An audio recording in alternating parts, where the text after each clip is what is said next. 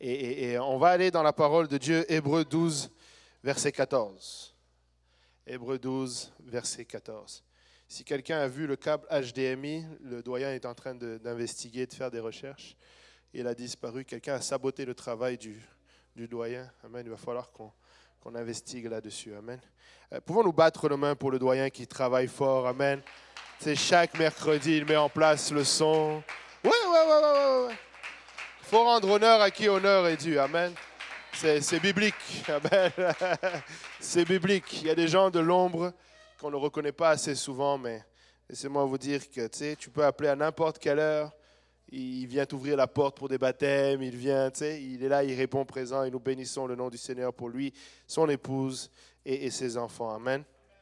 Alléluia. Hébreux 12, 14 nous dit « Recherchez la paix avec tous et la sanctification sans laquelle personne ne verra le Seigneur. » Amen. Alléluia. On va prier, on va élever la voix et demander l'aide du Seigneur pour la parole. Seigneur, éternel, notre Dieu et roi, nous venons encore une fois glorifier ton nom, te remercier pour cette sainte présence au milieu de nous. Merci d'accorder, Seigneur, à ton Église de pouvoir se réunir dans ta présence, Papa. Seigneur, d'avoir pu élever des louanges à ton nom, Papa, et de ressentir cette présence au milieu de nous. Papa, nous voulons maintenant remettre entre tes mains ta parole, Papa, qui va être partagée, Seigneur. Accorde-moi ta grâce, oins-moi pour apporter, Seigneur, à ton peuple ta parole, Papa, Seigneur, sans crainte, ni faveur, ni hésitation, telle que tu désires qu'elle soit apportée. Oins tous ces oreilles et ces cœurs qui m'écoutent, Papa, afin que cette parole, Papa, puisse, Seigneur, trouver une place dans nos cœurs, germer et porter du fruit pour l'éternité. Que toute la gloire, l'honneur et la louange te reviennent. Avec action de grâce dans nos cœurs, nous te prions ainsi. Et nous disons tous au nom de Jésus. Alléluia. Merci, Seigneur. Battons nos mains encore une fois pour le Seigneur avant de nous asseoir.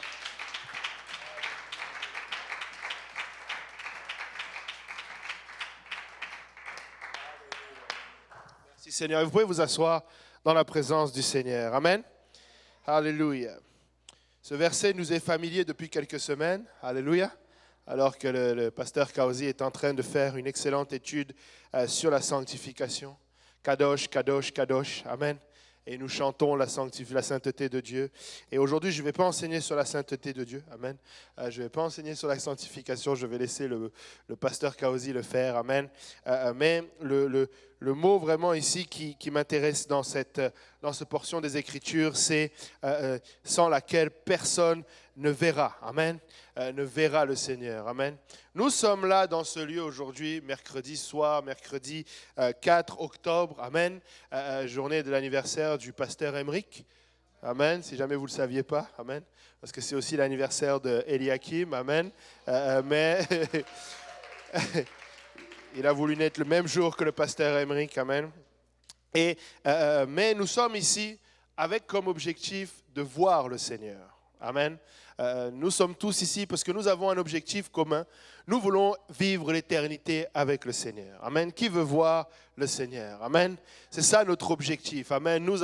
On nous a prêché l'évangile, on nous a annoncé la bonne nouvelle, celle que nous étions pécheurs, nous étions privés de sa gloire, nous étions destinés ou du moins en route vers l'enfer, mais que le Seigneur Jésus-Christ est venu et qu'il a payé le prix de notre salut. Il est venu nous sauver. Amen.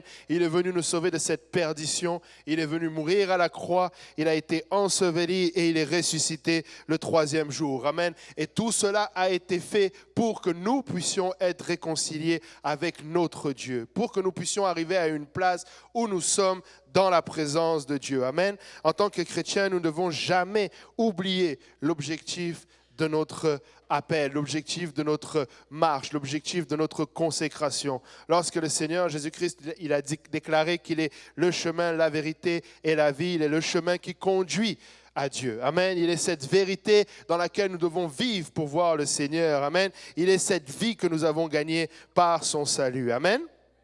Alléluia. Et donc, nous devons chérir les enseignements concernant la sanctification ou d'autres enseignements qui nous poussent à persévérer. Amen.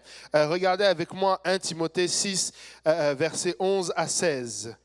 1 Timothée 6, versets 11 à 16. Paul est en train là de parler à Timothée. Il lui dit « Pour toi, homme de Dieu, fuis ces choses et recherche la justice, la piété, la foi, la charité, la patience, la douceur. Il lui dit, combat le bon combat de la foi, saisis la vie éternelle. Amen. Il est encore en train de lui rappeler de se saisir de cette vie éternelle. Il lui dit, à laquelle tu as été appelé et pour laquelle tu as fait une belle confession en présence d'un grand nombre de témoins. Amen. Je te recommande devant Dieu qui donne la vie à toute chose et devant Jésus-Christ qui fit une belle confession devant Ponce Pilate de garder le commandement et de vivre sans tâche, sans reproche, jusqu'à l'apparition de notre Seigneur Jésus-Christ que manifestera en son temps le bienheureux et seul souverain, le roi des rois, le Seigneur des seigneurs, qui seul possède l'immortalité, qui habite une lumière inaccessible que nul homme n'a vu ni ne peut voir et à qui appartient l'honneur et la puissance éternelle. Amen. Alléluia. Paul est en train de nous mettre une recommandation ici. Amen. Nous devons combattre le bon combat. Amen. Nous devons être conscients que voir le Seigneur ne va pas être une chose simple. Amen. Ce n'est pas que nous devons travailler pour le voir, mais nous devons travailler à le voir. Amen. Il y a une différence. Amen. Certains n'aiment pas quand nous mettons des conditions au fait de le voir, mais écoutez, la Bible est remplie de conditions. Amen. Le salut est pour tout le monde. Amen. Le salut, c'est par la grâce. Amen. Au moyen de la foi, la parole déclare. Mais une fois que tu es sauvé de tes péchés, amen, tu dois marcher en nouveauté de vie. Amen. Et tu dois avoir des actions, tu dois produire quelque chose de cette nouvelle naissance que tu as. Amen. Et très souvent, cette production-là est difficile. C'est pourquoi il y a des mots comme combat le bon combat de la foi. Amen. Qui aurait cru que tu devais combattre pour avoir la foi? N'est-ce pas Dieu qui attire? Amen. La Bible dit que c'est lui qui attire. Nul ne vient au Père s'il n'est appelé. Mais alors pourquoi est-ce que je dois combattre pour la foi? Laisse-moi te dire que ce n'est pas que tu as besoin de combattre personnellement, c'est que tu as un ennemi qui va combattre contre toi. Tu as ta chair qui est déchue qui va combattre contre toi. Ton âme va vouloir de Dieu, mais ta chair a des désirs contraires. Et il y a un ennemi de ton âme qui, lui, va tout faire pour te faire tomber. Amen. Pour te rappeler à cette vieille vie que tu vivais. Donc le combat que tu le mènes, il n'est pas que... il est indirect en ce qui concerne ta volonté, mais parfois direct en ce qui concerne ta propre personne. Amen. Donc, nous devons combattre, nous devons persévérer. Plusieurs recommandations comme ça. Amen. Et c'est la même chose aujourd'hui en 2023. Amen. De la même manière qu'en 2023, nous devons nous sanctifier. De la même manière, en 2023, nous devons combattre pour la foi. Amen. Il y a plusieurs recommandations également. Par exemple, regardez le Seigneur ce qu'il nous dit. Matthieu 10, 22. Amen. Le Seigneur ne nous a rien caché. Il nous a demandé d'être des disciples. Amen. Matthieu 10, 22. Vous serez haïs de tous à cause de mon nom. Mais celui qui persévérera jusqu'à la fin sera sauvé. Qui évangélise avec ce verset? Amen. Qui évangélise? Je vais commencer à poser des questions pièges. Amen. Nous devons évangéliser. Amen. Notre rôle, c'est d'annoncer l'évangile. Amen. Tu dois évangéliser. Regarde ton voisin, dis-lui, tu dois évangéliser.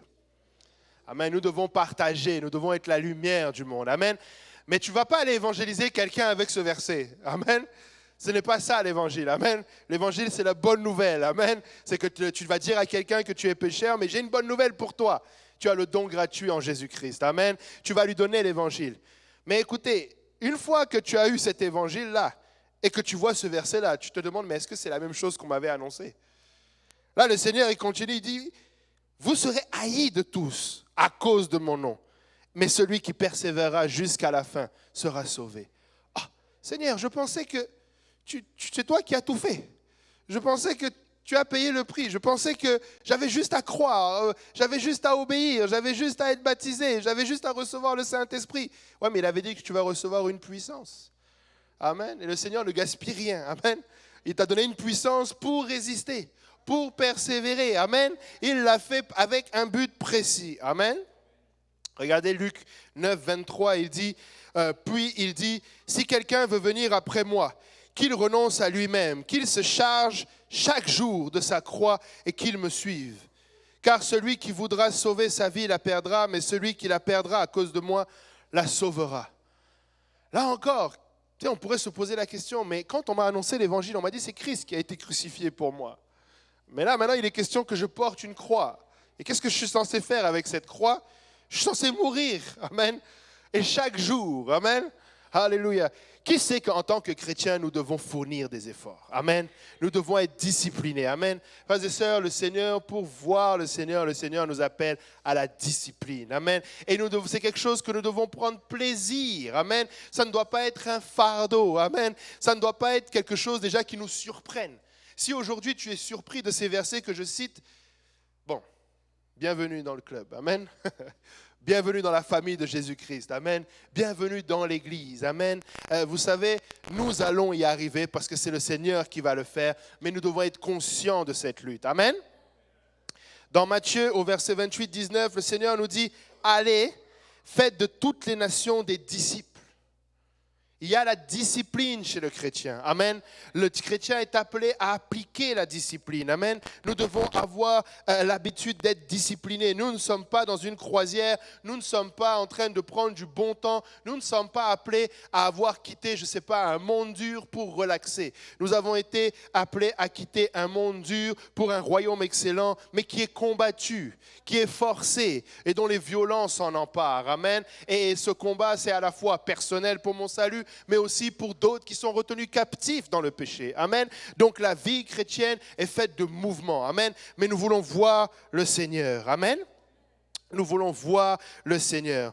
D'autres apôtres également nous ont encouragés. Regardez par exemple Pierre. 1 Pierre 2, 19 à 20. 1 Pierre 2, 19 à 20.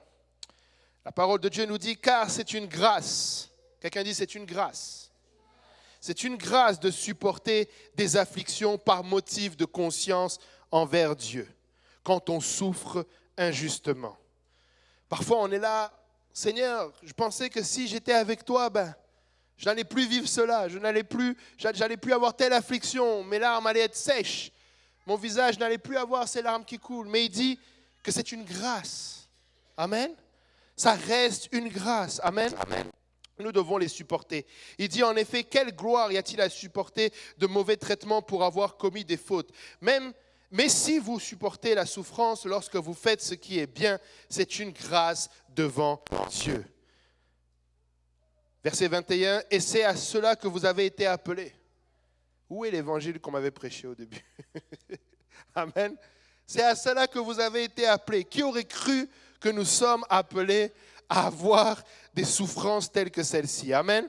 Mais regardez, il dit parce que Christ aussi a souffert. Amen. Il a souffert pour vous, vous laissant un exemple afin que vous suiviez ses traces. Lui qui n'a point commis de péché et dans la bouche duquel il ne s'est point trouvé de faute, lui qui injuriait, ne rendait point d'injures, maltraité, ne faisait point de menaces, mais s'en remettait à celui qui juge justement. Lui qui a porté lui-même nos péchés en son corps sur le bois, afin que, morts au péché, nous vivions pour la justice. Lui par les meurtrissures duquel vous avez été guéris. Amen. Il y a beaucoup de souffrance dans la chrétienté, parce que ça a commencé avec la souffrance de notre Rédempteur. Notre rédemption a été acquise au prix des souffrances de notre Seigneur. Amen. C'est pourquoi nous devons, ça fait bizarre de le dire comme ça, mais de prendre plaisir dans nos afflictions. Vous savez, le Seigneur Jésus-Christ n'est pas allé à la croix, comment je vais dire, quel mot je vais utiliser? Tu sais, en Québec, on dirait en bougonnant. Il n'est pas allé à la croix en se disant, il savait ce qui l'attendait. À Gethsémane, la Bible dit qu'il était dans l'angoisse. Amen. Mais il est allé avec fierté. Il est allé sachant qu'il va mourir pour le salut de sa création, pour le salut de son peuple. Amen. Il y est allé certes en sachant qu'il va souffrir, mais il y allait avec tout. Amen. Il l'a fait volontairement. Il n'a pas reculé une seule seconde. Et c'est à cela que nous sommes appelés. Amen. Nous sommes appelés à venir le mercredi, à venir le dimanche, à prier, à jeûner, à avoir des moments où nous sacrifions, que ce soit dans nos vies, nos projets, à sacrifier dans nos finances, à sacrifier de différentes manières. Les mots comme le sacrifice, les mots comme la discipline, les mots comme la rigueur, ça doit faire partie du vocabulaire du chrétien. Amen. Ça doit faire partie de notre identité. Amen. Nous devons prendre plaisir dans ces choses-là. Vous savez, oui, c'est lourd des fois. Oui, des fois, tu as l'impression que, tu sais, c'est mille et une choses à faire en même temps. Et des fois, le diable peut venir, je vais accuser le diable, mais le diable peut venir et commencer à te faire jouer dans ta tête des excuses pour dire, mais est-ce que vraiment ça prend tout ça? Est-ce que vraiment, sans ça, je ne serais pas sauvé? Est-ce que vraiment, si je ne participe pas de manière sacrificielle par mes offrandes, est-ce que vraiment, ça a une question de salut? Est-ce que vraiment, si je ne fais pas 3 jours de jeûne et prière comme on nous a appelés à le faire, est-ce que vraiment, je vais perdre mon salut? Est-ce que vraiment, si je ne prie pas 1 heure par jour, est-ce que vraiment, je vais perdre mon salut? Surtout quand tu regardes et que tu te compares. Il y a je pense que c'est un dicton qu'on dit, mais il y a une phrase en français qui dit « Quand on compare, on se console ». Amen. On regarde les autres, on se dit « Ah, ça va. Moi, je ne suis pas si mal. » Je regarde l'autre, je me dis « Ah, ça va. Ah, il y a des chrétiens, là, ils ne font rien. Ils ne font même pas 1/3 de ce que je fais. » Et ça te conduit à en faire moins pour le Seigneur. Amen. Laisse-moi te dire, tu ne vas jamais égaler ce que le Seigneur a fait pour toi. Amen. Lui, il a réellement laissé sa vie à la croix. Amen. Il a réellement renoncé à sa vie et à plus encore. Amen. La parole de Dieu dit qu'il s'est dépouillé. Amen. Il n'a pas hésité 1 seule seconde. Amen. Nous allons nous réjouir de cet amour qu'il a témoigné à notre égard. Amen. Et nous allons chanter cet amour. Mais réalisons que cet amour a eu un prix. Cet amour lui a coûté de justement être moqué. Cet amour lui a coûté d'être insulté. Cet amour lui a coûté d'être rejeté. Amen. Vous savez, là je sors un peu de mes notes, j'ai un peu le temps. Dernièrement, là, j'ai eu à écouter plusieurs prédicateurs et ils m'ont tous, je ne sais pas, ils avaient tous une manière d'approcher la Bible qui m'a emmené dans une autre façon de faire et je veux partager cela avec vous. Tu sais, des fois, quand vous lisez certaines histoires, essayez de visualiser un peu ce que ça veut dire. Tu sais, le fait que nous croyons qu'il n'y a qu'un seul Dieu, amen. Nous croyons que Jésus-Christ est manifesté dans la chair, n'est-ce pas? Nous croyons que c'est un mystère, le grand mystère de la piété. Comment ce Dieu-là s'est manifesté dans la chair. Maintenant, quand tu réalises que le Dieu Tout-Puissant, manifesté dans la chair, a vécu pendant 30 ans comme un homme ordinaire. Tu sais, il a grandi dans une famille ordinairement. Il a vécu, il est né, il a eu 1 an, 2 ans, 3 ans, 4 ans, 5 ans. On a des passages dans la parole de Dieu où il avait 12 ans, il était au temple. C'était un homme, mais c'était Dieu manifesté dans la chair. Tu sais, c'est quelque chose. Je ne sais pas si vous vous rendez compte. Dieu, le seul et unique vrai Dieu, manifesté dans une chair d'un enfant de 4 ans, à qui on lui dit « va dormir ». On lui dit « arrête, range tes jouets ». On lui dit « hey, mets la table ». Tu sais, ses parents sont venus le voir, on t'a cherché partout. Tu sais, c'est Dieu là, manifesté dans la chair. Tu sais, ça fait partie des choses pour lesquelles il est Dieu, mais il n'a rien dit. La Bible dit qu'il n'a point ouvert la bouche quand il a été conduit à la croix. Il a été conduit, comme une brebis qu'on mène à l'abattoir. Il n'a rien dit. Mais avant ça, il n'avait rien dit. Quand il était considéré par ses frères comme un frère, des batailles, il n'a rien dit. Il a vécu comme un homme. C'est lui qui dit que nul n'est prophète chez soi. Vous pensez que ça veut dire quoi? Ça veut dire que de temps en temps, il devait essayer de discuter avec sa propre famille et qu'il devait dire, mais tu te prends pour qui? Allez voir l'exemple de Joseph. C'est un type de Christ.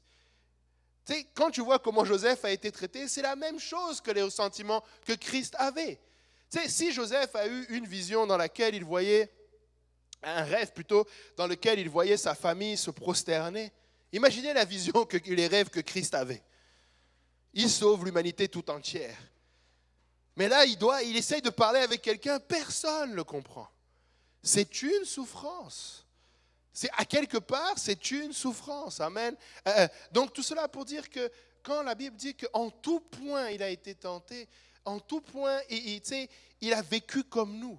Ça fait partie de ces choses-là. La vie chrétienne est remplie de moments d'injustice, comme Christ a subi l'injustice. Elle est remplie d'incompréhension par moments, comme Christ a été incompris. Amen. C'est pourquoi les apôtres, eux qui l'ont connu, qui ont vécu avec lui, qui ont dû voir, nous n'avons pas tous les détails de la manière dont la foule parfois le traitait ou les pharisiens le traitaient, mais imaginez pour ces apôtres qui finalement ont cette révélation de qui est Christ. Et de se rappeler, mais donc, quand les pharisiens ou les sadducéens le questionnaient, des fois, je ne sais pas, bon, c'est peut-être juste moi, mais vous n'avez jamais eu moi je vais parler de pasteur Kaosi, mais ça vous est jamais arrivé d'être avec votre pasteur et puis ou un homme de Dieu que vous respectez et la façon dont l'autre personne lui parle. Si tu étais dans la chair, tu traiterais la situation différemment. Tu regardes, tu dis, c'est ton père spirituel, c'est lui qui t'a appris. Et là, tu vois l'autre qui le méprise. Alors imagine-toi les apôtres avec Christ. Ils se rappellent, ils disent, mince, donc toutes les fois où ils ont voulu le piéger, là, il est Dieu manifesté dans la chair. Mais c'est là où il nous a appris à ne rien dire. Amen. Il nous a appris à endurer, il nous a appris à être disciplinés. Amen. Alléluia. Nous voulons voir le Seigneur, n'est-ce pas? Nous voulons apprendre, nous voulons, l'étude que le pasteur Kaosi est en train de faire sur la sanctification, frères et sœurs, même pour certains où c'est je ne sais pas combienième fois que tu as entendu cette prédication, même peut-être tu l'enseignes, tu dois chérir. Parce que ce sont des outils qui nous aident. Amen. Ce sont des outils qui nous équipent. Vous savez, quand ça devient difficile de marcher avec le Seigneur, c'est parce qu'il nous manque certains outils. Amen. Quand le Seigneur nous a parlé de porter l'armure de Dieu, ce n'était pas une armure pour aller dans n'importe quel combat. Ce n'est pas une armure pour aller mener des combats spirituels comme ça devient la coutume de beaucoup. La Bible dit de porter l'armure de Dieu pour résister. C'est une armure qui va nous aider à être attaqués, mais ne pas répondre. À être insultés, mais ne pas répondre. De s'assurer de notre salut, de nous assurer que nous avons la vérité. Quand la vérité va être attaquée, nous l'avons en pourceinture. Quand notre salut est attaqué, nous l'avons. Amen. Quand le diable veut envoyer des flèches, nous avons le bouclier de la foi. Amen. Nous allons résister. Amen. Le combat, c'est le combat de la foi. Amen. Ne perdons pas de temps à essayer. Écoutez, nous avons toute l'autorité nécessaire pour faire face à n'importe quel démon. Et dès que tu dis démon, il y a toujours un bruit qui s'adonne, en tout cas. Je ne suis pas superstitieux, mais c'est comme... Bref, il vient peut-être de sortir, il savait ce qui allait arriver, amen. Mais nous avons l'autorité, frères et sœurs. S'il y a une situation dans laquelle tu n'as pas encore la victoire, c'est parce qu'il te manque juste l'autorité, amen. Prie encore, jeûne encore, augmente dans ton autorité, élève le Seigneur dans ta vie et ce qui est retenu va lâcher. C'est une question d'autorité, ce n'est pas une question d'élever la voix, ce n'est pas une question de passer 4 heures, c'est une question d'autorité, amen. Et nous avons l'Esprit du Seigneur, nous avons l'autorité. Amen. Donc le combat que nous devons mener, c'est un combat de persévérance. Amen. Quelqu'un dise persévérance. Nous voulons persévérer, amen, parce que nous voulons voir le Seigneur, amen. Je sais qu'aujourd'hui, malheureusement, dans la chrétienté, il y a beaucoup de distractions. Beaucoup de distractions. Beaucoup d'efforts qui sont menés sur d'autres choses. Et ce sont des combats inutiles. Quand Paul dit à Timothée de ne pas s'exercer au corps, mais de s'exercer à la piété. C'est valable dans beaucoup d'aspects de nos vies où nous mettons beaucoup d'efforts au lieu de mettre des efforts à résister. Amen. J'ai été offensé. Je vais passer 3 jours de jeûne supplémentaire pour que cette offense me quitte. J'ai un problème de pardon, je vais prier 3 heures de plus par jour pour que ce manque de pardon quitte. J'ai un problème avec la sanctification, je vais jeûner, je vais prier, je vais me discipliner, je vais chercher, je vais étudier parce que je veux persévérer. Amen. Je ne vais pas seulement investir pour être béni. Je ne vais pas seulement investir du temps et de l'énergie pour obtenir quelque chose de la part de Dieu, mais je vais le faire Tout simplement parce que je veux voir le Seigneur. Amen. C'est la chose primaire. Amen. Nous voulons voir le Seigneur. Amen. Alléluia. Ça, c'était la première partie de mon message aujourd'hui. Nous voulons voir le Seigneur. Amen. Le Seigneur m'a mis à cœur un sujet en particulier pour nous aider à le voir. Amen. Un sujet qui parfois nous empêche de le voir.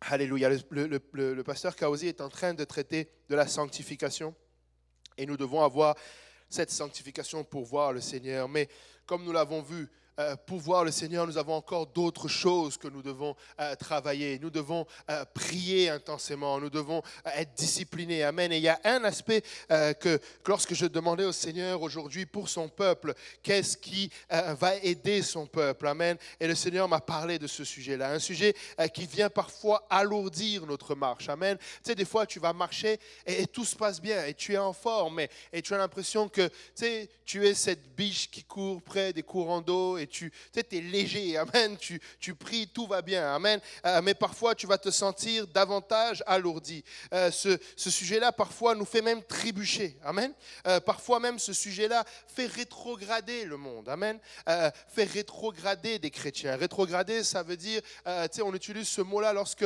quelqu'un quitte la foi, quitte l'église, quitte son habitude, amen. Et le mot rétrogradé n'est pas un jugement. Et je le trouve qu'il est bien utilisé, je l'ai appris ici personnellement, mais j'aime le mot rétrogradé. Parce que rétrogradé, ce n'est pas condamner.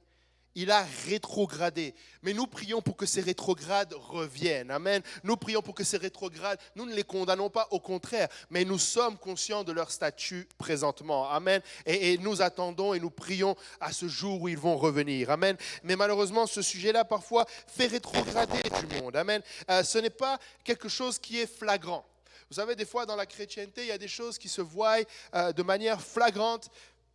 Et tu peux reconnaître vraiment directement ce fruit-là. Et ce n'est pas un bon fruit. Amen. Je vous le dis tout de suite, ce n'est pas un bon fruit. Mais le Seigneur nous a dit, tu reconnaîtras un arbre à son fruit. Et des fois, tu reconnais les bons fruits et des fois, tu reconnais les mauvais fruits. Mais des fois, il y a un peu plus de subtilité. Amen. Des fois, c'est quelque chose qui peut des fois se cacher un peu plus. Alléluia. C'est quelque chose qui, parfois... on peut avoir de la difficulté personnellement à l'identifier. Il y a des choses, tu le sais. Si tu ne pries pas, tu le sais. Si tu as menti, tu le sais. Amen. Si tu as volé, tu le sais. Amen. Si tu as fait qu'il y a de ces choses-là, quand tu le fais, là, à moins que tu sois malhonnête avec toi-même, mais tu le sais. Amen. Écoutez, n'importe quel pécheur sait qu'il a péché. Amen. Même ceux qui n'ont pas, ceux qui ne sont pas dans l'église. Amen. Il y a la conscience qui est là. Amen. Donc il y a de ces choses, la conscience vient te le révéler. Amen.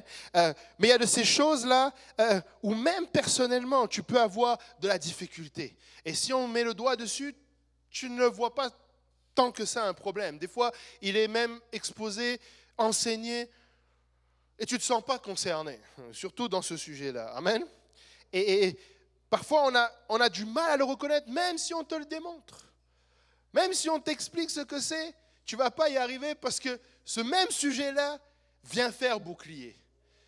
Des fois, là, il va venir et il va boucher tes oreilles avant même que tu puisses commencer à comprendre de quoi il s'agit. Amen. Mais c'est quelque chose qui déplaît au Seigneur. Et c'est pourquoi aujourd'hui, je viens pour qu'on en parle. Amen. Je viens pour qu'on en parle, pour qu'on l'adresse, parce que nous voulons voir le Seigneur. Amen. C'est quelque chose qui déplaît au Seigneur. C'est quelque chose qui est puni sévèrement dans sa parole. Amen.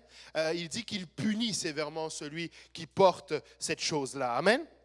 C'est quelque chose, la Bible dit qu'il l'abaisse. Amen. Je ne sais pas si quelqu'un a trouvé c'est quoi. Amen. Amen. L'orgueil. Amen. C'est quelque chose que le Seigneur résiste. Amen. La Bible dit qu'il résiste à l'orgueilleux. Amen. Il résiste à celui qui a l'orgueil. Amen. Alléluia. C'est rare que tu vas dire à quelqu'un d'orgueilleux, tu es orgueilleux, et il va te dire oui. Ou alors il est très orgueilleux. Quoi que dans le monde en 2023, quelqu'un, tu lui dis, il est menteur, il te dit bah ouais, c'est comme ça, c'est la jungle dehors. C'est quelque chose. Mais très souvent, l'orgueilleux, il est trop orgueilleux pour ça, pour reconnaître qu'il est orgueilleux. Et il ne réalise même pas que c'est un problème. Amen. Mais si la Bible dit que le Seigneur résiste aux orgueilleux, alors tu ne veux pas être orgueilleux. Parce que tu veux voir le Seigneur, n'est-ce pas? Si la Bible dit qu'il abaisse celui qui est orgueilleux pour le rendre humble, tu veux que le Seigneur t'abaisse si tu es orgueilleux. Amen. S'il dit qu'il punit sévèrement, qui veut être puni de Dieu? Amen. C'est bon, personne n'a levé la main. On ne veut pas la punition. Amen. Nous voulons être bénis de Dieu. Amen. Oui, il châtie ceux qu'il aime, mais Seigneur, aime-moi. Et tu sais, châtie-moi, mais montre-moi avant que tu me châties, comme ça je vais changer avant. Amen. Alléluia. Tu sais, il résiste à l'orgueilleux et nous ne voulons pas être orgueilleux. Amen. 1 Timothée 6, si on continue à partir du verset 17 à 19, la Bible nous dit « Recommande aux riches du présent siècle de ne pas être orgueilleux et de ne pas mettre leur espérance dans les richesses incertaines, mais de la mettre en Dieu, qui nous donne avec abondance toutes choses pour que nous en jouissions. Recommande-leur de faire du bien, d'être riches en bonne œuvre, d'avoir de la libéralité, de la générosité et de s'amasser ainsi pour l'avenir un trésor placé sur un fondement solide afin de saisir la vie véritable. » Amen. Là, certains commencent à avoir peur. Ils se sont dit, le pasteur Jean-Yves était bien jusqu'à présent, et là, il a rechuté. Il va encore nous parler des richesses.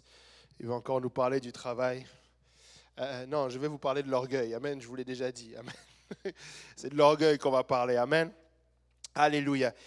Ici, Paul est en train de dire à Timothée, il lui donne de recommander aux riches. Est-ce qu'il y a des riches parmi nous? Il n'y a que ça comme riche? C'est pas vous qui chantez que le pauvre dit « je suis riche » Donc vous chantez, mais vous ne croyez pas ce que vous dites. Hein? Qui est riche ici? Amen. Amen. Amen. Alléluia. Alléluia. C'est parce que vous ne voulez pas qu'on dise que vous êtes orgueilleux. Amen. Je vous ai vu venir. Vous avez vu, vous avez dit, attends, il va nous avoir là. Si on dit qu'on est riche. Alors, Paul recommande aux riches.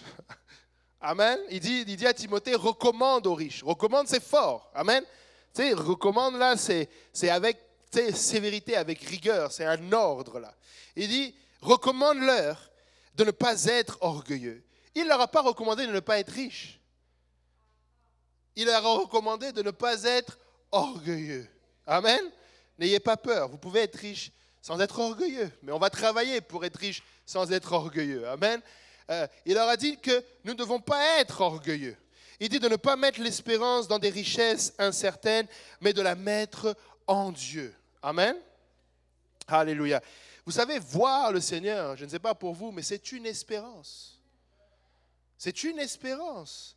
Nous avons l'espoir, nous ne l'avons pas encore vu, mais nous allons le voir. Amen. Nous allons le voir. Amen. Nous avons l'espoir de le voir et nous allons le voir. Amen. Et nous sommes dans l'espérance. Amen. Mais vous voyez, l'orgueil va nous conduire à espérer dans autre chose.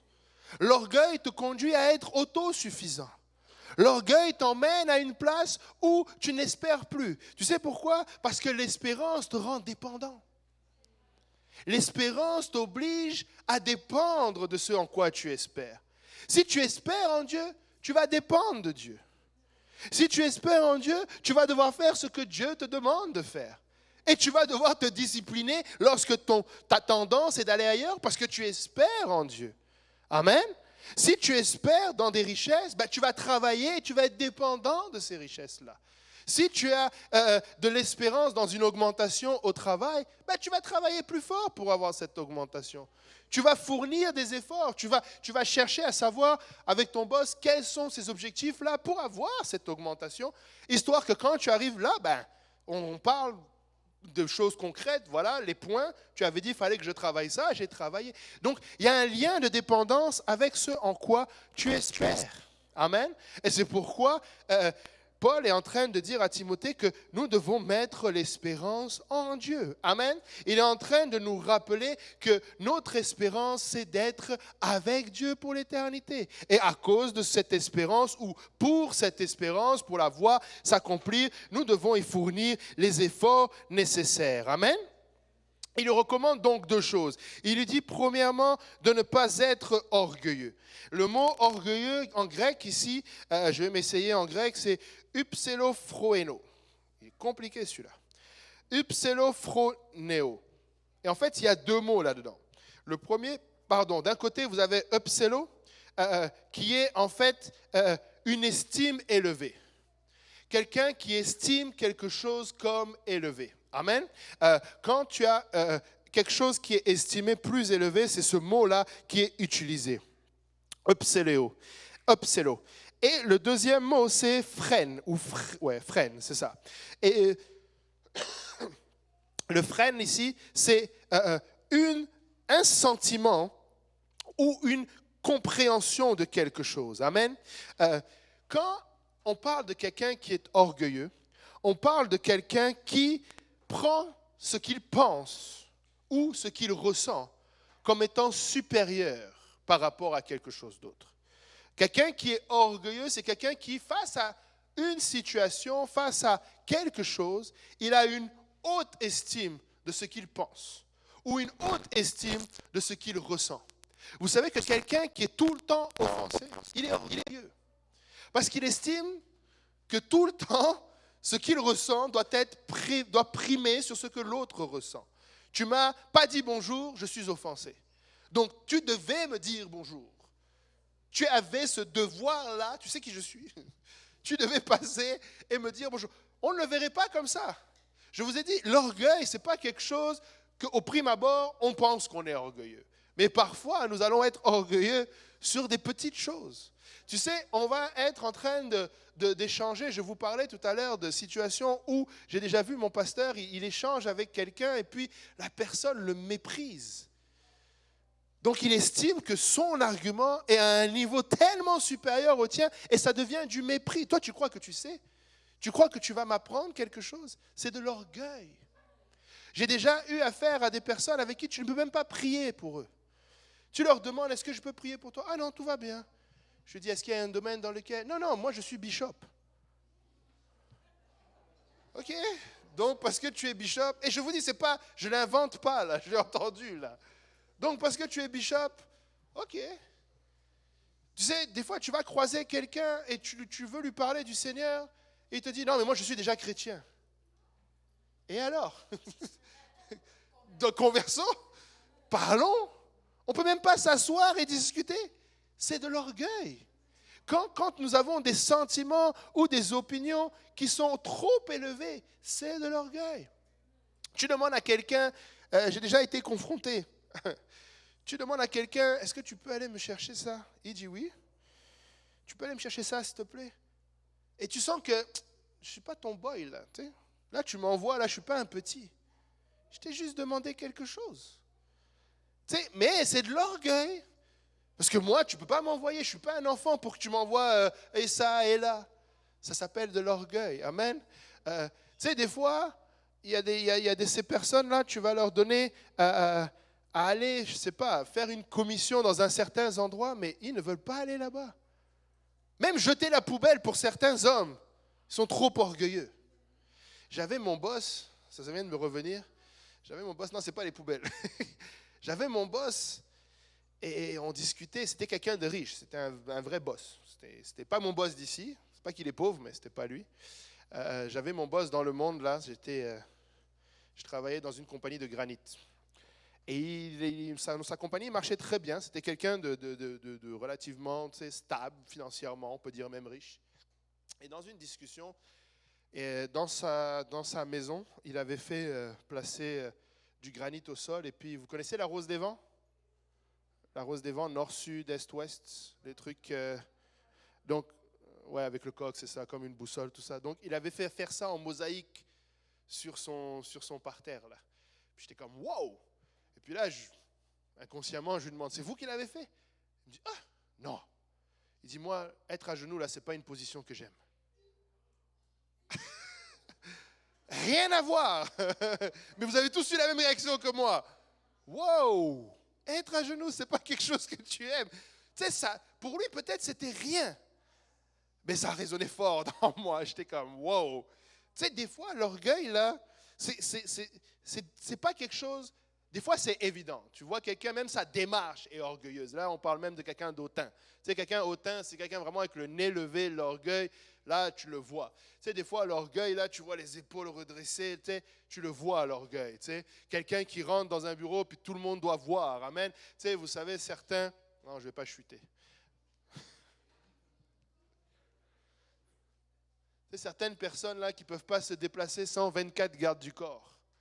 C'est de l'orgueil.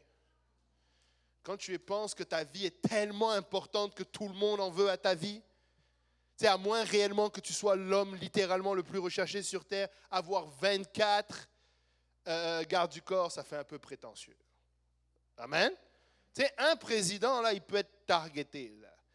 Tu sais, certaines stars, parce qu'ils ont beaucoup d'argent, peuvent. Mais il y a certains anonymes, là, ils sont orgueilleux. Là.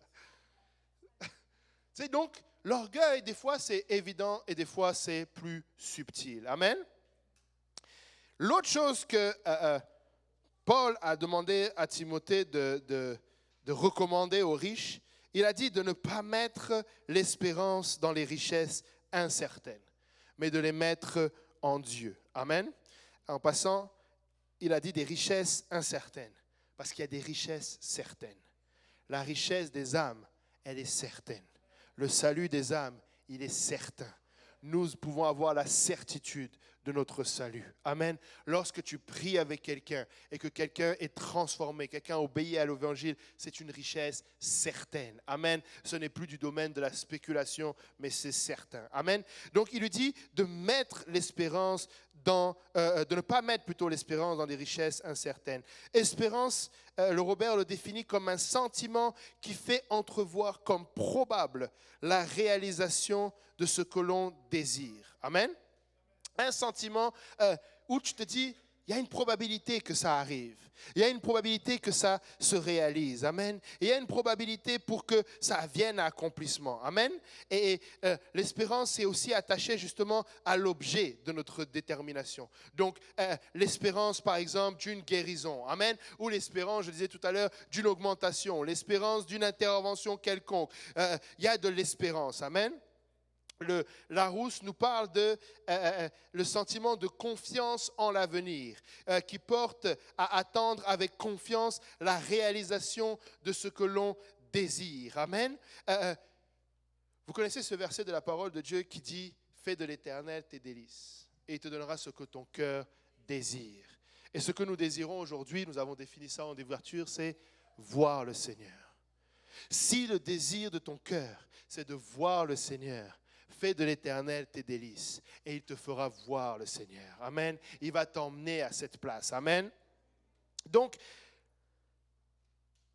en théologie, je vais juste finir avec cette définition-là. En théologie, ça dit la vertu théologique ou théogale, c'est un peu compliqué, par laquelle le chrétien adhère à Dieu en tant que fin suprême de l'homme afin d'obtenir la grâce divine et l'éternelle union à Dieu.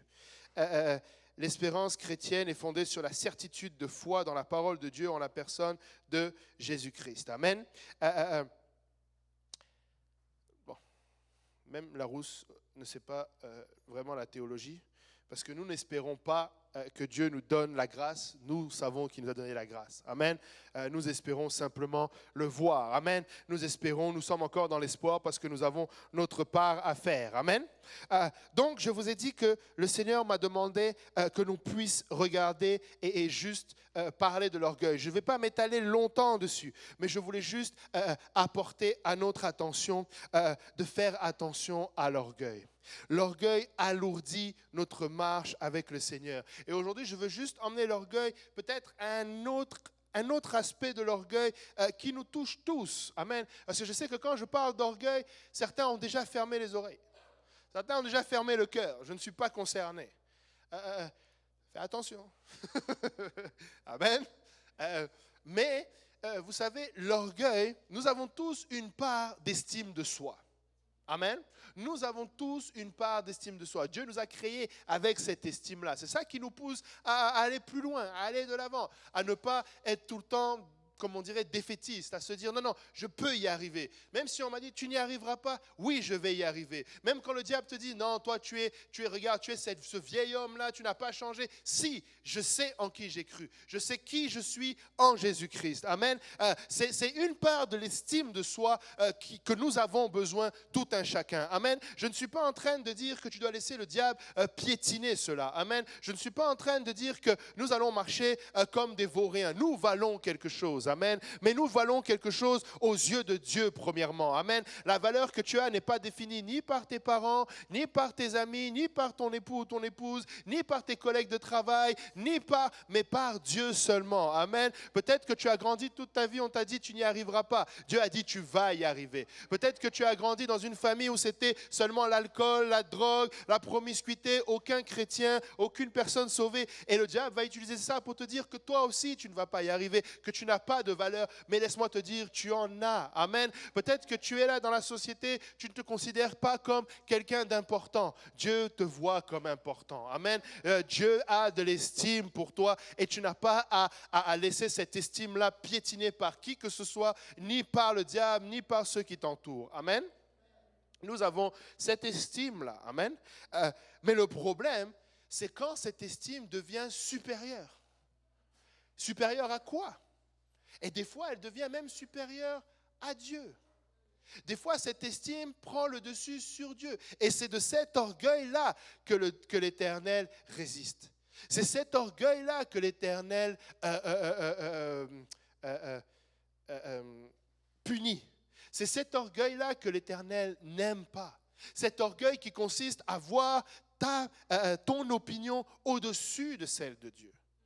De voir ce que tu penses au-dessus de ce que Dieu a établi. Aujourd'hui, tu sais, en ce moment-là, je lisais un article dernièrement. Il va y avoir il y a des nouveaux, c'est quoi qu'on les appelle? Pas des cardinaux au Vatican qui ont été nommés. Et il va y avoir un nouveau, j'ai oublié le mot, ça commence par S, synode, je pense. Et en tout cas, c'est le même principe que les conseils là, de Nicée, etc. Ils vont se réunir et ils vont discuter de sujets. Et ce qu'ils vont faire, c'est qu'ils vont se réunir et ils vont être tous orgueilleux. Parce qu'ils vont arriver à une place où ils vont établir que, non, ça vaut plus que ce que la Bible dit. Ou ça vaut plus que ce que la Bible dit. Et je sais, vous me regardez tous et puis vous vous dites, ça c'est vraiment orgueilleux. Mais c'est ce que nous faisons des fois nous-mêmes au quotidien. Des fois, nous lisons la parole de Dieu et nous sommes orgueilleux parce que nous considérons que notre opinion vaut plus que ce qui est écrit. Parfois, malheureusement, nous sommes à une place où nous ne considérons plus. Il y a des choses qui sont flagrantes. Parmi les sujets qu'ils vont discuter, ils vont discuter de l'homosexualité. Et vous savez, vous et moi, comment ça va finir.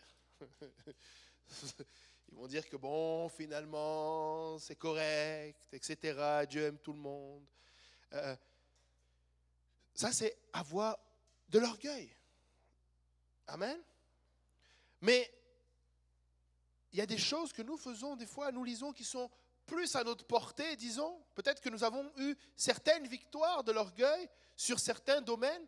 Certains d'entre nous, nous avons lutté pour le baptême au nom de Jésus. Pour longtemps, nous disions non, mon baptême était mieux. Je sais que j'ai été baptisé. J'ai même quelqu'un qui dit, je sais, j'ai été baptisé au nom du Père, du Fils et du Saint-Esprit. Mais quand il a dit Père, Fils et Saint-Esprit, je savais que c'était Jésus. Nous avons été là à cette place-là. Nous avons été là, nous étions là. Non, mais moi c'était, ok pasteur, j'ai compris, il est un. Next. Nous étions là à cette place. Mais le Seigneur, gloire à Dieu, a brisé cet orgueil. Parce que nous avons laissé le Seigneur briser cet orgueil. Nous nous sommes humiliés devant lui. Nous sommes allés, nous avons dit, Seigneur, aide-moi. Parce que je sais, si c'était rien, ça ne me ferait rien. S'il n'y avait rien, j'avancerais ou je ferais autre chose. Mais je ne fais pas autre chose parce que je sais. Il y a quelque chose au fond de moi qui sait. Il y a quelque chose au fond de moi qui m'interroge. Parce qu'il y a ce désir de voir Dieu. J'ai le désir de voir Dieu. Quand tu as le désir de voir Dieu, tu n'as pas peur d'être ouvert face à la parole de Dieu. Tu n'as pas peur que cette épée à double tranchant vienne couper. et viennent prendre cette décision et viennent trancher dans ce que Dieu considère comme de l'orgueil. L'orgueil, c'est vraiment quand je considère que ma pensée va au-dessus de cela. Parfois, même nos expériences. Écoute, j'ai vu un ange quand même. Tu sais, tu ne peux pas m'apprendre à moi la parole de Dieu, ok? Tu sais, Paul aurait pu dire ça. Paul était orgueilleux. Paul, c'était l'orgueilleux en chef. Parce qu'il a persécuté l'Église au nom de l'estime qu'il avait de la connaissance de Dieu face à la chrétienté. Il disait, non, non, non, non, ce que vous dites là, ce n'est pas bon. Et il a persécuté l'Église.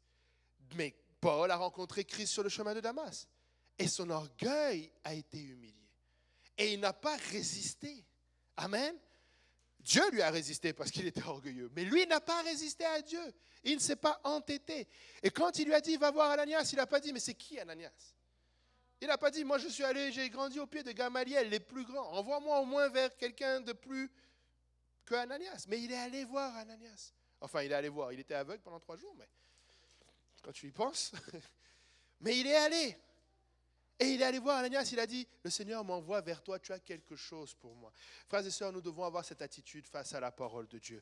Nous devons mettre notre orgueil de côté. Lorsque nous sommes confrontés à l'enseignement, lorsque nous sommes confrontés à la prédication, je suis surpris des fois de nous voir, tu sais, nous arrivons avec des prédispositions. Si tel sujet est prêché, ça va être Amen. Puis d'autres sujets là, silence. Et pourtant, c'est la même parole de Dieu qui est oui et amen. Que tu prêches sur la sanctification, que tu prêches sur la dîme ou la bénédiction d'Abraham, d'Isaac, de Jacob. C'est le même oui et amen. Mais parfois, l'orgueil vient être un blocage devant nous. Parfois, l'estime ou le sentiment que nous avons prend le dessus et nous considérons que non, là, boum, on pose le rideau. Amen. Rappelez-vous, le Seigneur lui-même, comme Ève, a été tenté dans 3 aspects. La convoitise de la chair, la fierté de la vie et la convoitise des yeux. Amen. Et ce sont des domaines que le diable utilise encore aujourd'hui pour nous tenter. Et c'est la même chose aujourd'hui, surtout en ce qui concerne la fierté de la vie, qui nous empêche et qui met des obstacles et qui alourdit notre marche avec le Seigneur. Amen. Vous savez, j'étais en réflexion ces derniers temps face à une situation où j'ai entendu plus d'une fois qu'on m'a reproché, ou en tout cas dans des discussions, on a reproché, même je vais dire, beaucoup de chrétiens, et notamment UPCI, tu sais, j'entendais souvent Jésus seul, Jésus seul, Jésus seul, mais une autre reproche qui nous a été fait, c'est vous condamnez les gens. Parce que tu dis quelque chose, alors tu condamnes les gens. Parce que tu dis que telle chose n'est pas bonne, qui es-tu pour juger?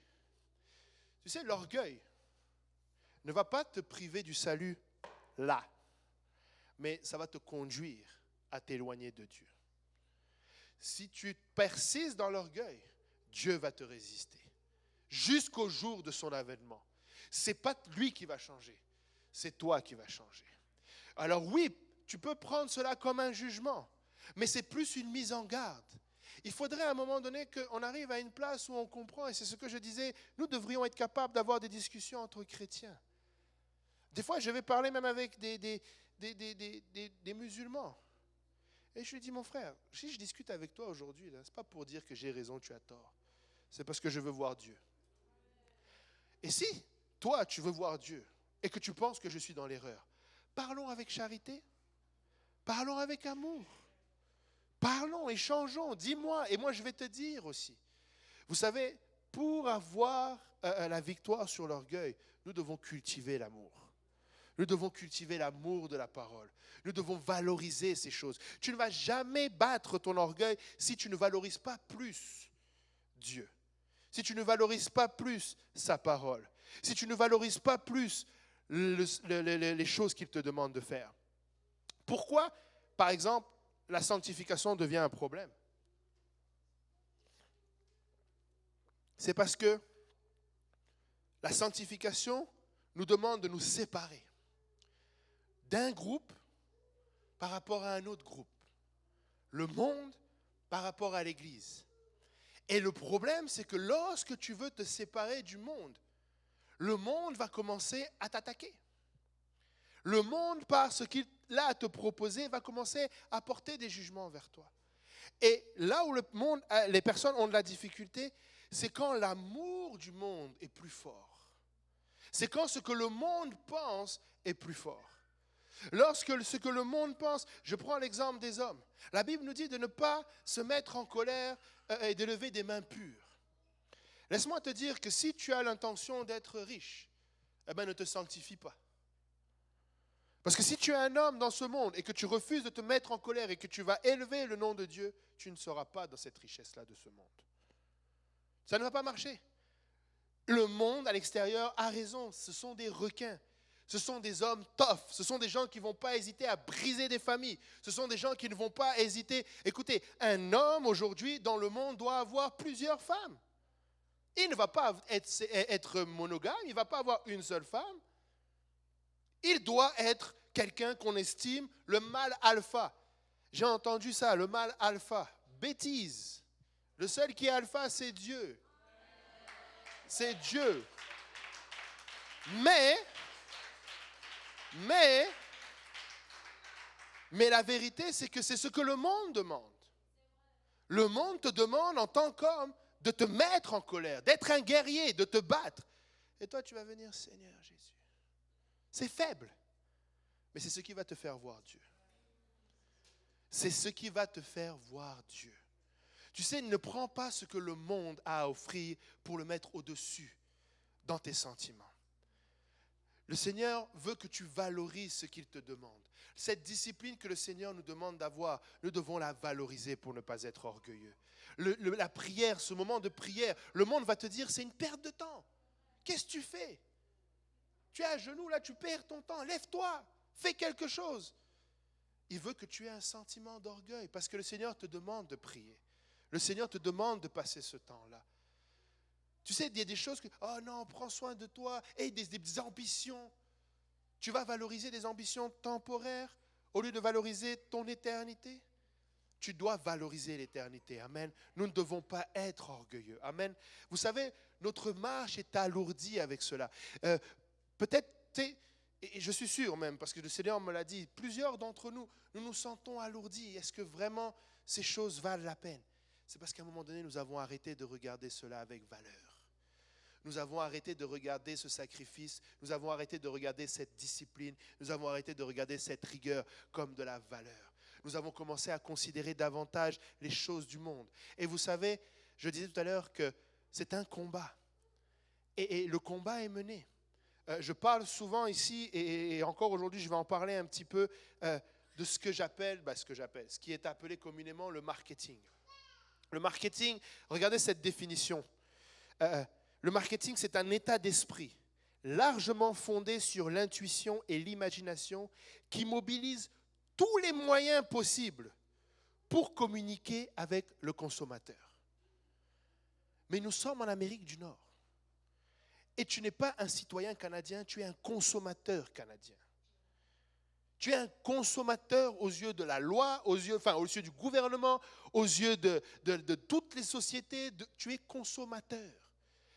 Et c'est important que tu le comprennes. Même à ton travail, là, nous sommes dans une société de consommation. Tu sais, on pourrait faire un cours de capital, d'économie, mais ce n'est pas le sujet, mais il faut que je creuse juste un peu dedans pour que vous compreniez. C'est l'argent qui règne ici. Quand la Bible nous dit tu ne peux pas servir deux maîtres. Tu ne peux pas aimer maman et servir Dieu. Oh non, moi j'ai réglé ce problème. Peut-être que tu l'as réglé dans ta volonté, mais sois conscient que tu vis dans un monde qui exulte maman. Tout est basé sur la consommation et sur l'argent. Et pourquoi c'est important que vous le sachiez ? C'est parce que, du coup, tout est fait pour t'attirer. Tout est fait pour capter ton attention. Tout, quand je dis tout, l'école est faite comme ça. Le travail est fait comme ça. La consommation au quotidien, les biens, les maisons, tout est basé à vouloir que tu consommes. Donc, on va on va te diminuer. Tu vas avoir l'impression qu'en tant que chrétien, tu n'avances pas. Faux! C'est parce que le monde veut te faire croire que tu n'avances pas. S'il a réussi à te faire croire que tu as une vie misérable, ben, tu vas consommer. S'il peut te faire croire que comment tu es habillé là, ce n'est pas la dernière mode, eh ben, tu vas aller t'acheter quelque chose de nouveau pour être à la mode. S'il va te faire croire que en ce moment, la tendance, c'est cette couleur-là, et toi, tu n'as rien de cette couleur-là, ben, guess what? Tu vas aller chercher cette couleur-là. Que ce soit dans les vêtements, que ce soit même dans le mobilier. La dernière fois, on cherchait un canapé, et on dit, vous n'avez pas des canapés noirs? Juste noirs. Il dit, ah, même c'est démodé ça. Maintenant, c'est le tan. Je dis, waouh. Je dis, maman, je veux noir. Vous n'avez pas noir? Il me dit, non. Bon, ok. Mais jusque-là, tout. Et il y a un travail qui est fait là-dessus. La deuxième définition que je veux vous apporter, c'est le marketing consiste tout simplement à satisfaire les besoins et les désirs des clients en réalisant des biens et services qui ont plus de valeur par rapport aux produits concurrents. Je vais le répéter pour que vous compreniez bien. Le marketing consiste tout simplement à satisfaire les besoins et les désirs des clients, donc vous et moi, en réalisant des biens et services qui ont plus de valeur par rapport aux produits concurrents. Le monde va tout faire pour que ce qu'il t'offre ait plus de valeur que ce que Dieu t'offre. Tu penses que les médias sociaux, c'est juste une invention? Non! C'est pour ça que tu n'arrives pas à t'en défaire. C'est parce qu'ils créent une valeur. C'est un service. Ils ont dit bien et service. Les biens, c'est ce qui est tangible. Ça, c'est un bien. La bouteille d'eau, c'est un bien. Mais le service, c'est le streaming. C'est le média social. Et ils créent ça de façon à ce que ça ait plus de valeur que lire la Bible. Tu vas avoir des fois l'impression que j'ai mieux à faire que de venir à l'église. J'ai mieux à faire que de lire la Bible. J'ai mieux à faire que de sacrifier dans tel ou tel domaine. J'ai mieux à faire avec ce montant d'argent. Tu as mis de l'argent de côté pour un projet, ça vaut mieux que le projet que l'Église met devant toi.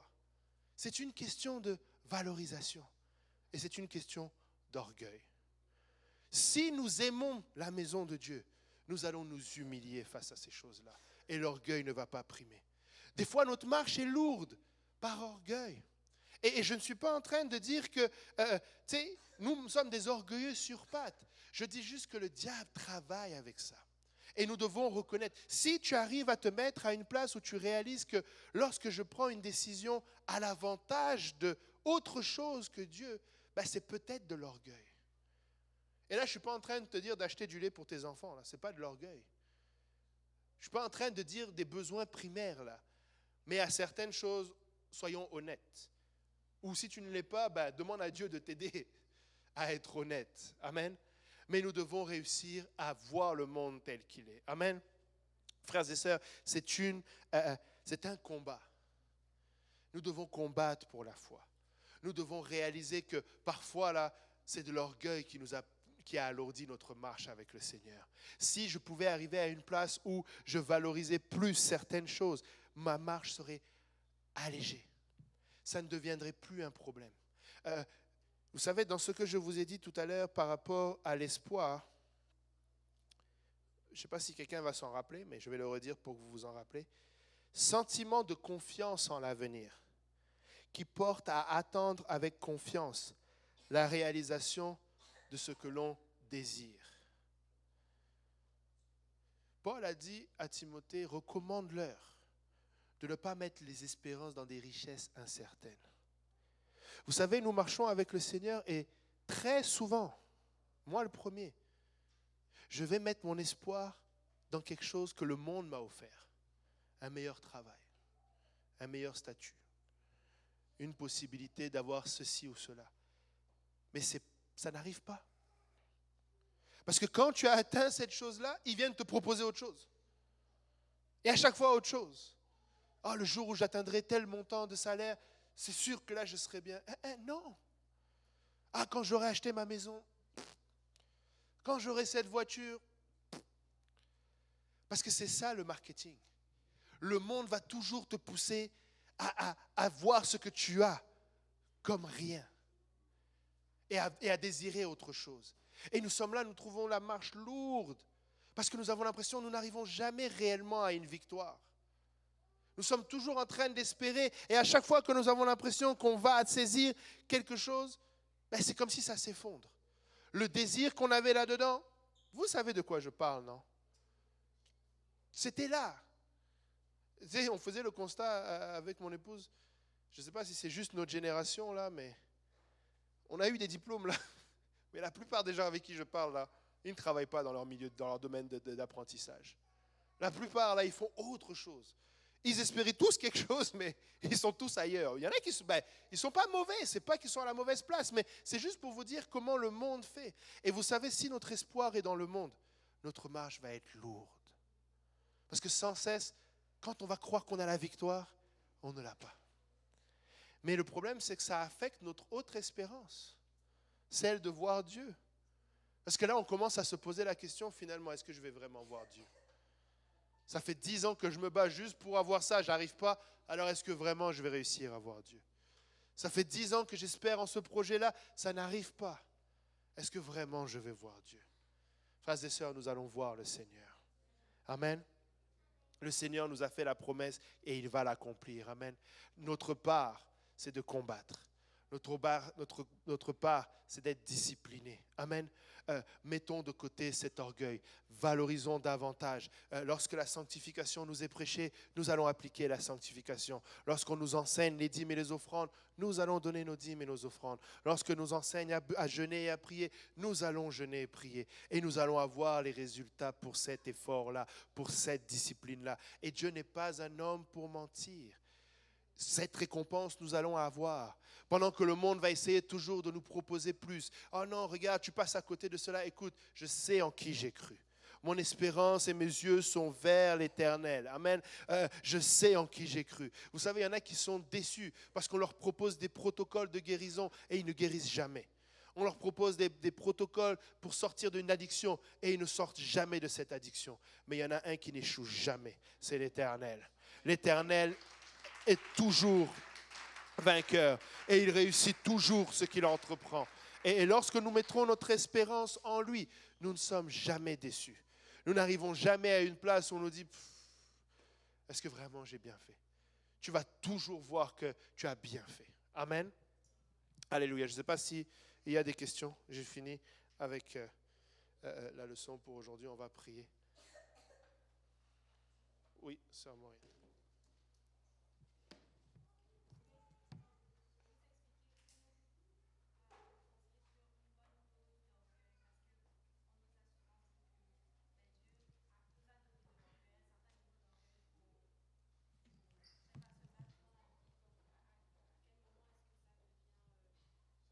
Je peux dire un orgueil malsain. Et dans quel cas est-ce que, par exemple, ce serait un orgueil qui est plutôt sain, enfin, qui est la bonne dose que Dieu nous a donnée? La bonne dose d'orgueil, c'est d'avoir, on redéfinit l'orgueil, c'est un sentiment supérieur. Pour avoir cette bonne dose d'orgueil, c'est de toujours garder les commandements de Dieu supérieurs. C'est ça, chercher premièrement le royaume et la justice de Dieu. Tu sais,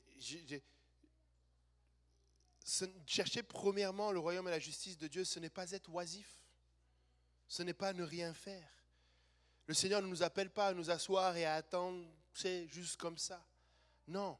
Mais si je regarde à ce que Dieu, si j'ai cette relation avec Dieu et que je lis la parole de Dieu, je vais développer le goût de Dieu. Vous savez,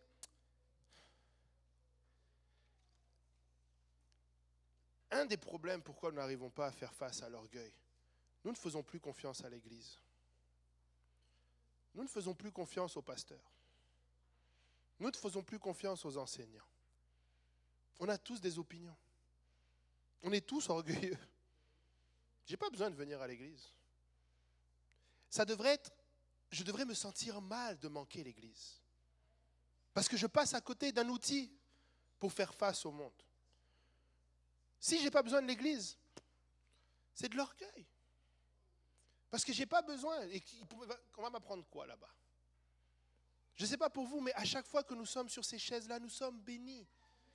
Il n'y a pas une fois où une louange ne m'a pas béni, un enseignement ne m'a pas béni, une parole ne m'a pas béni, une prédication ne m'a pas béni.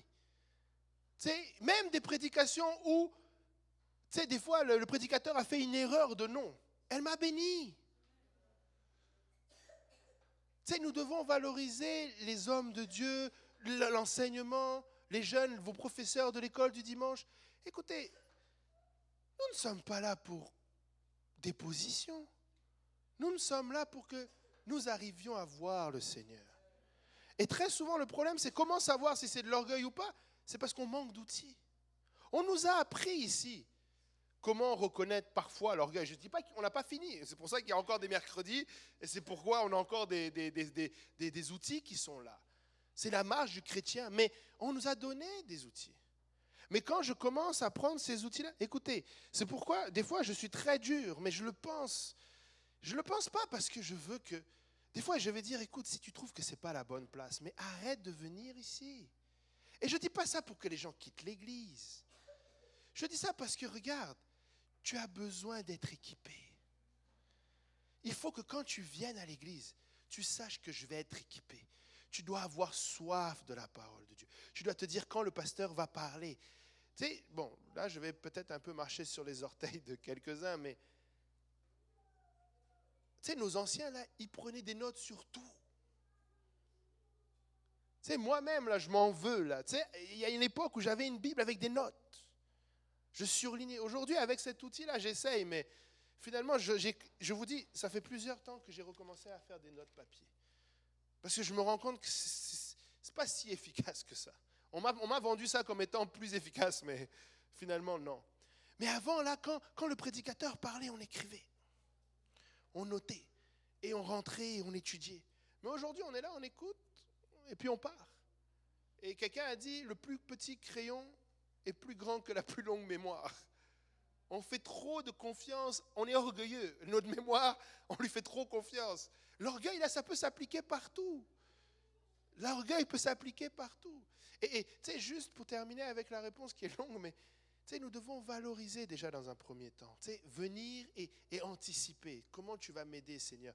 La sanctification. Si je résiste à la sanctification, frères et sœurs, je suis orgueilleux. Je sais qu'on prêche la libéralité dans l'Église.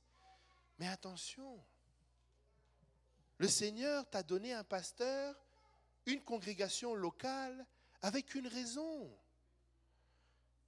Tu sais, le Seigneur ne se trompe pas. Le Seigneur t'a appelé ici et il sait pourquoi. Il sait pourquoi tu as ce pasteur-là. Il sait pourquoi tu as ces dirigeants-là. Il sait. Fais confiance. Applique. Oh, mais ailleurs, tu n'es pas ailleurs. Tu es là. Si c'est ailleurs, ben, va ailleurs. Et applique ce qu'ils font ailleurs. Mais le problème, c'est que si je n'applique pas ça, ça ne marche pas. Et donc, pour savoir la bonne dose d'orgueil d'un point de vue quotidien, est-ce que je valorise la parole de Dieu? Et ensuite, l'autre étape, c'est le Seigneur va prendre soin de tous nos besoins. C'est pourquoi tu ne dois pas avoir peur de manquer. Parfois, l'orgueil est déguisé vers un sentiment que le monde te vend d'insécurité financière. Il est le pourvoyeur.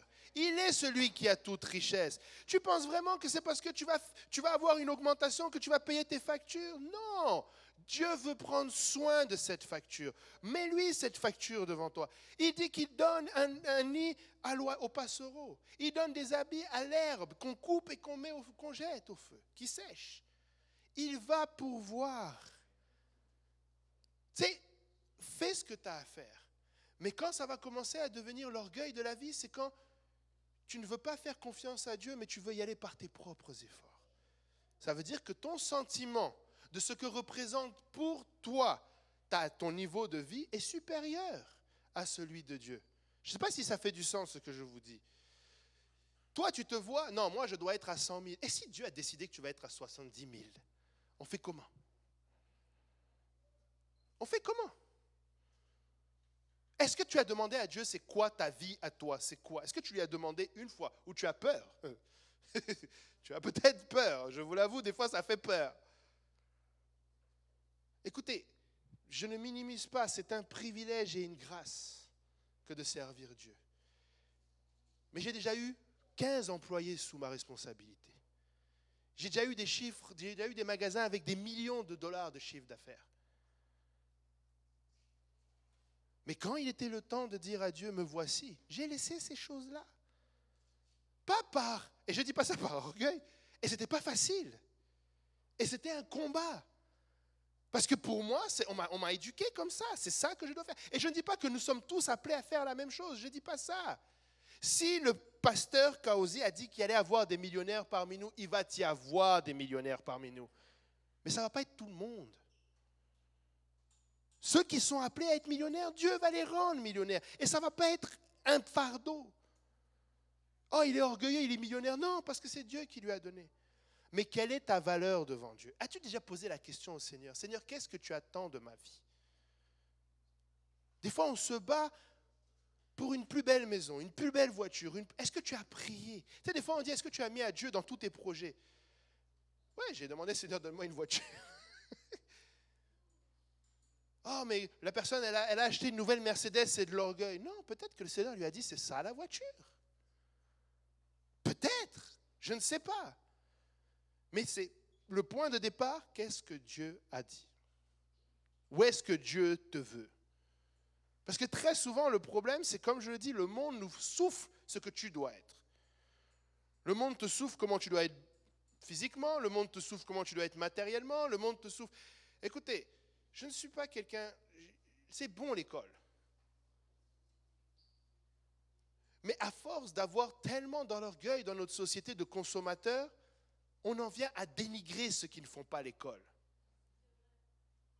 Et ça, c'est de l'orgueil. Si tu penses que parce que tu as un bac, tu vaux plus que quelqu'un qui a un secondaire 5 ou même pas, eh ben c'est de l'orgueil. Tu ne vaux pas plus et il ne vaut pas moins.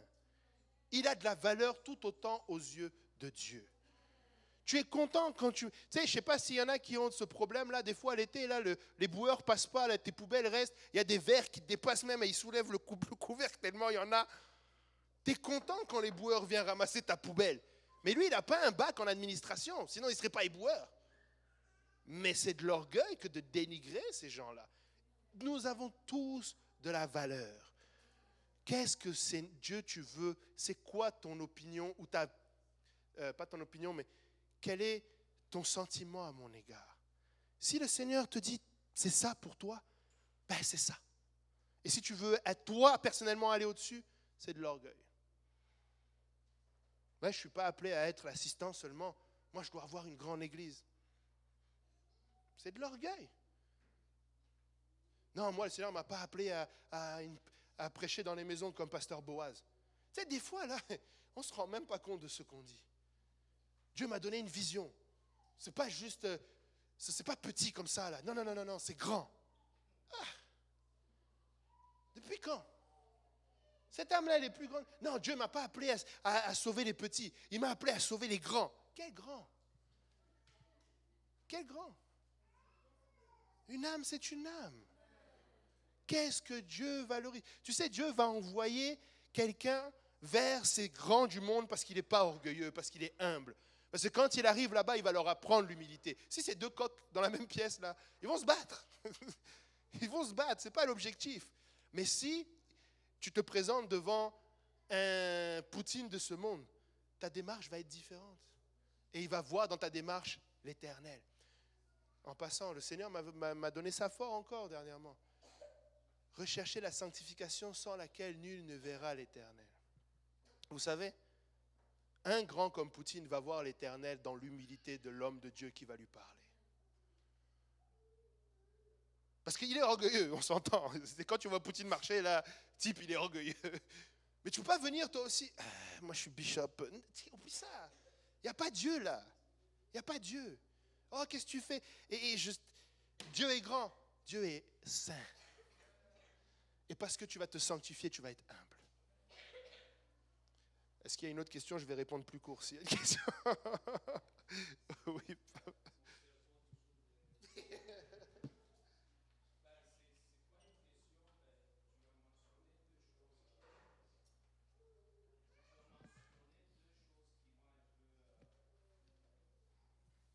m'a un peu interpellé. Donc, on a déjà eu des discussions avec quelqu'un. Tu as parlé, c'est vraiment très simple. C'est la réponse Amen à une prédication. Et disons, le fait aussi, la plupart des temps en tant que chrétien, on a cette tendance-là à faire le marketing de bénédictions aussi. On pense que les bénédictions reposent sur... Donc, comme un homme de Dieu m'a dit, les bénédictions doivent se voir. Je pense.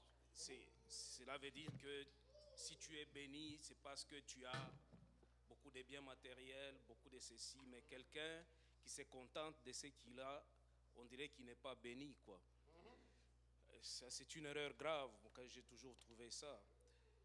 Moi, je pense que la bénédiction, quand la Bible parle de la bénédiction, oui, bien sûr, nous devons avoir les biens matériels, pas si Dieu a voulu que nous puissions être millionnaires, comme tu l'as dit, quelqu'un va le devenir. Et le but, c'est pour son royaume. Ben, c'est ça un peu le marketing chrétien que j'appelle marketing, comme tu l'as parlé à propos du marketing, j'appelle ça aussi marketing chrétien, de penser que si on est béni, c'est parce qu'on a tous ces biens matériels. Mais si je peux me permettre, quand je disais la définition de marketing, c'est... Ouais. Donc, c'est tout simplement, hein, ça disait, satisfaire les besoins et les désirs des clients en réalisant des biens et services qui ont plus de valeur par rapport aux produits concurrents. Exactement. Les églises qui prêchent la prospérité qui se voit, c'est pour faire concurrence au monde. Ouais. C'est vraiment ça, l'objectif, c'est de te faire croire que tout ce qui est dans le monde, tu vas l'avoir dans l'église. Alors ils pensent qu'avec ça, ils y arrivent quelque part, ils attirent plus de monde. Mais ce n'est pas pour voir Dieu. Exactement. C'est pour être satisfait par rapport au monde. Voilà. Bon, voilà. Et le deuxième point, c'est pour le Amen. Ben, le Amen, on discutait avec quelqu'un. Tu sais, ça paraît simple. Un Amen peut être offensant. Si la prédication est prêchée et que quelqu'un est dans cet état-là disons, vis-à-vis de ce qui est prêché, prenons la sanctification par exemple, quelqu'un se retrouve et réalise qu'il est dans cet état-là, mais la prédication est prêchée, il y a toujours deux amens qui sont différents. Un amen offensant, de dire que voilà, c'est pour les autres. C'est un amen offensant et ça, tu peux le distinguer. Un amen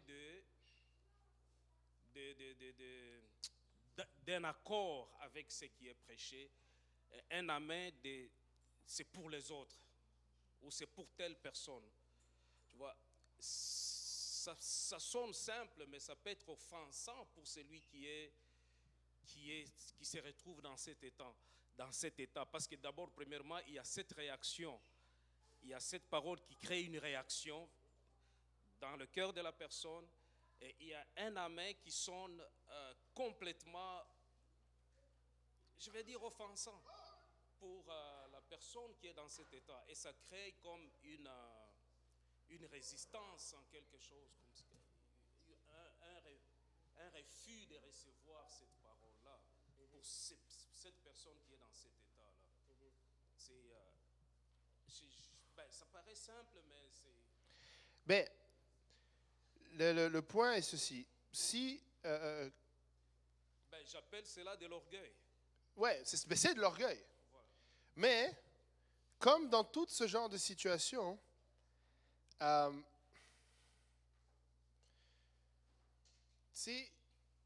parce que c'est de l'orgueil, le résultat final de cet amen-là, c'est que Dieu va lui résister. Donc le perdant là-dedans, ce n'est pas celui qui est offensé, encore une fois, c'est celui qui a dit ce amen-là. Parce que aussi subtil que ça puisse paraître, c'est lui qui perd au change. Et c'est ça le point, c'est que nous devons toujours, et c'est ce que j'ai terminé avec, c'est que je disais, nous devons toujours arriver dans ce lieu avec une volonté personnelle même si nous servons aussi, des fois, là, nous sommes appelés à servir, mais même nous, serviteurs de Dieu qui parfois sont occupés pendant le service, nous devons venir avec notre propre cœur disposé à être touché. Et je vais être honnête avec vous, là. Si tu passes à côté, tu passes à côté, là. Moi, j'ai l'intention que si la trompette devait sonner dimanche à 13h, là, c'est pas vrai que parce que mon voisin a envie de discuter, je vais discuter avec lui et passer à côté de l'enlèvement. Cela, là, ça devient individuel, là. Je ne sais pas si vous me comprenez. Tu sais, c'est pourquoi on vous dit, ben, tu sais, nous devons être conscients, les mauvaises compagnies auront les bonnes mœurs, donc je ne veux pas me tenir à côté de ce genre de personnes-là. Mais la vérité, c'est que ben, c'est elle qui va subir les conséquences de cela. C'est elle qui va subir les conséquences. Et cet amen-là, effectivement, il est souvent accusateur et il va vouloir pointer vers quelque chose et ça n'apporte rien. Ça n'apporte rien. Mais j'ai quand même l'espoir que la personne qui est offensée reste disposée dans son cœur. Parce que la parole de Dieu qui est sortie, elle ne va pas revenir sans avoir accompli. Donc cette personne-là, oui, la personne devrait être, entre guillemets, faire attention à ce qu'elle dit, mais la personne qui reçoit devrait continuer à laisser le Seigneur disposer son cœur et travailler son cœur. Tu sais, nous devons toujours être humbles face à la parole de Dieu. Toujours laisser que le Seigneur travaille notre cœur. Toujours laisser... l'amen que je disais faire, c'est vraiment un amen dans le sens où, pendant que tu parlais, la pensée qui m'est venue, c'est l'abus. Il y a des personnes qui légitimement ont peur d'être abusées par un dirigeant spirituel. Il y a des personnes qui ont légitimement peur que le pasteur abuse d'eux, qu'il ne leur prêche pas la vérité, qu'il prêche des faussetés, qu'ils se retrouvent pris. Et ça arrive. Ça arrive. Moi, personnellement, je n'ai pas le temps, là c'est la fin, mais un jour je démènerai là-dessus. J'ai été à cette place-là, au point où j'ai rejeté Dieu, parce que j'avais été abusé d'un pasteur qui m'a donné des enseignements faux. Mais à la défense, parce que vous allez dire que je suis son assistant, peut-être, mais ce n'est pas le cas de ce pasteur que nous avons. Et ce n'est pas le cas de pasteur Graham. Ce n'est pas le cas du bishop Bernard. Ce n'est pas le cas de la plupart de ceux que j'ai vus. Et combien même c'était le cas. Si c'est le cas, ben sors de ce joug-là. Parce que moi, les faux orgueilleux ou les faux vertueux, parce que pour le coup c'est de l'orgueil, je vais le changer. T'es qui? Même un faux pasteur selon Jérémie 33, ce n'est pas à la brebis de le reprendre. C'est à Dieu. Donc si tu estimes qu'on prêche tellement faux, qu'on est des abuseurs, ne reste pas sous l'autorité de celui-là. Il y en a comme ça. Il y en a qui abusent les gens. Et c'est vrai, et ça doit être dénoncé. Mais ce n'est pas à prendre pour excuse pour dire, donc du coup, tout ce qui est dit, je l'analyse. Et je vais terminer vraiment là-dessus. Je peux me permettre de le dire parce que toutes les personnes à qui j'ai parlé et qui ont tenu des discours selon lesquels nous avons des dirigeants abusifs, que nous avons des dirigeants qui se mêlent de nos vies, que nous avons des dirigeants qui viennent pour détruire, ils ne se sont jamais assis avec ces dirigeants-là pour discuter réellement de la parole de Dieu. Ça a été toujours de l'orgueil. Ils se sont toujours crus au-dessus. Ils sont toujours arrivés gonflés de connaissances sans vraiment rien connaître.